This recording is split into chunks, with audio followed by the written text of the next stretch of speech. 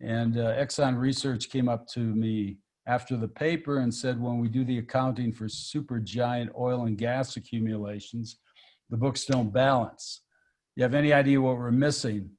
And it's a long story, but eventually we discovered this process of serpentinization, which has been overlooked actually since the Penrose Conference in 1968, when they rejected Harry Hess's idea that there was serpentinite down in the Moho.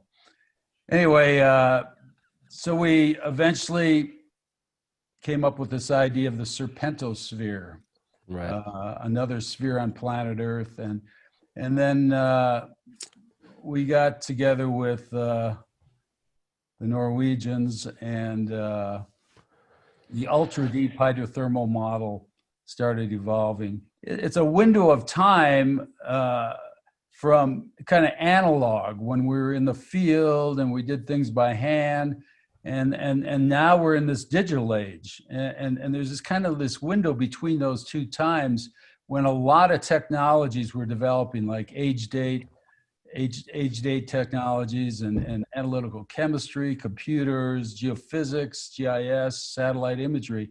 And without that, it would have been very difficult for us to synthesize and integrate as much data as we have been able to do. So it's been a very special time from the 70s until, about the early 2000s. Well, to today, Monty, you're talking about a transition and a window of time right now that allows us to take this goofy equipment that Stan absolutely hates, but it allows us to talk about this. It allows us to put this out, and it allows us to back it up with a long presentation that everybody can watch on their own time and take their own way. That wasn't possible before.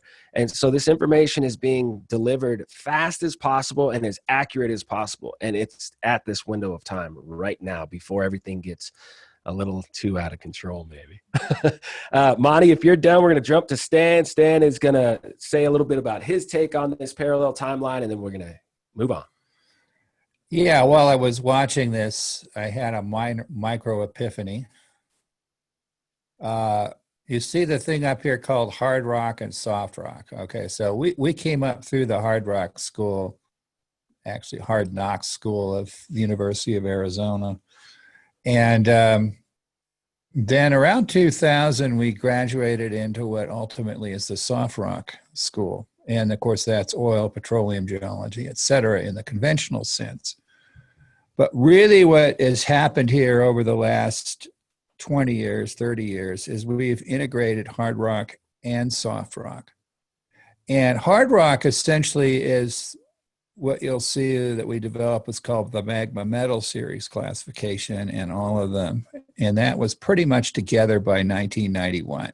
The identification of the serpentosphere, which is the Earth's Moho layer, and the idea that that is, especially in the oceanic basins, is serpentine group rock, came in 2007 when we were on our way to Norway in a business lounge of Northwest Airlines. But that ultimately traded on one of the Norwegians, who I don't know whether he showed up yet or not, Martin Hovland, who coined what we were doing at the time as UDH, which was ultra deep hydrocarbon, but linked to serpentinization. But serpentinization is not serpentine is not ultimately a hard rock. It's a soft rock. And it is the source of all of the soft rock hydrothermalism that leads to oil, saline deposits, black shales. Maybe 70% of the rock on the sedimentary rock record may have something to do with a serpentinization process and may arrive in high density brines from the deep. So that's what led us in here. So it turns out the soft rock story is bigger than the hard rock story. Let's take it, but let's rock it back to 1978. Let's go to the next slide. Oh, okay. So this is Stan holding. Yeah, the geology magazine. And that's what that cartoon made the cover. You see the cover go up into the Right. right there. And And yeah. it wouldn't have been possible, nor would this meeting today have been possible without this guy, who unfortunately is now dead. His name's obviously Bill Dickinson. And he saved that article.